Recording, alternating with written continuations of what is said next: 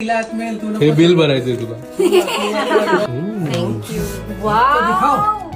ब्रेसलेटचा हे आहे ते खरे स्टोन आहे. थँक्यू आई.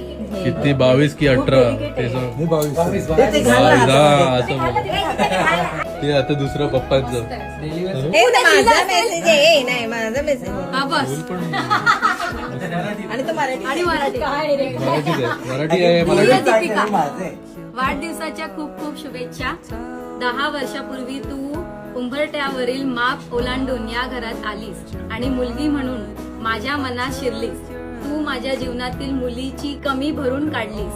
तुला वाढदिवसाच्या खूप शुभेच्छा. तुझ्या सर्व इच्छा पूर्ण होवो, दीर्घ आयुष्य लाभो हीच प्रार्थना. जय हो.